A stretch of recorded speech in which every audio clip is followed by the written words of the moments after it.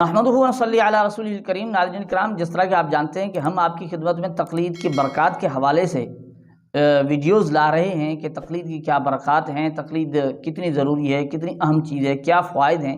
تو تقلید کی برکت نمبر 1 آپ سن چکے ہیں، اس سے پہلے جو ویڈیو گزر چکی ہے اس میں آپ سن چکے ہیں۔ آج ہم تقلید کی برکت نمبر 2 آپ کی خدمت میں لا رہے ہیں۔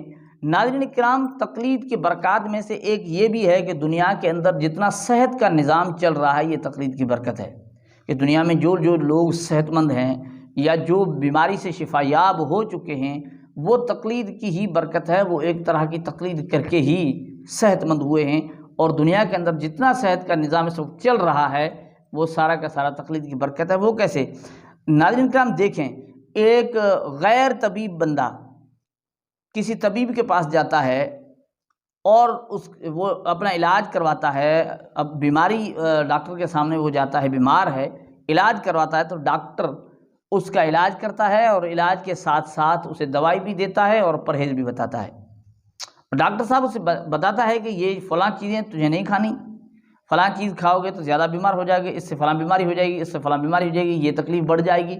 اب یہ اگر وہاں غیر مقلد بن جائے، تقلید کرنے کے لیے تیار نہ ہو کہ بھئی ڈاکٹر صاحب، طبیب صاحب، میں آپ کی بات ماننے کے لیے تیار نہیں، مجھے دلیل دو کہ اس چیز سے یہ نقصان ہوگا، مجھے دلیل دو، قرآن سے دو، حدیث مبارکہ سے دلائل دو، میں مانوں گا ورنہ نہیں مانوں گا۔ اب یہ اگر غیر مقلد بن جائے تو یہ اس کا علاج نہیں ہو سکتا، وہ پرہیز پر عمل نہیں کر سکتا، اور اس کی دی ہوئی دوائی کی بھی دلیل مانگنا شروع کر دے گا۔ یہ آپ نے جو دوائی دی ہے اس کی دلیل کیا ہے؟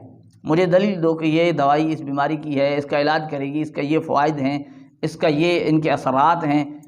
تو اگر وہ اس بات پر غیر مقلد بن جائے تو یہ صحت یاب نہیں ہو سکتا، بیمار کا بیمار ہی رہے گا۔ اگر طبیب کی، ڈاکٹر کی تقلید نہیں کرے گا، اس کی بات کو نہیں مانے گا، تو یہ بیمار رہے گا۔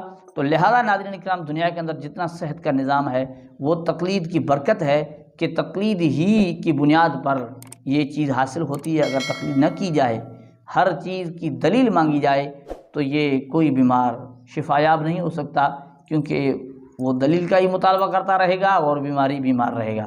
اللہ جل جلالہ سمجھنے کی توفیق عطا فرمائے۔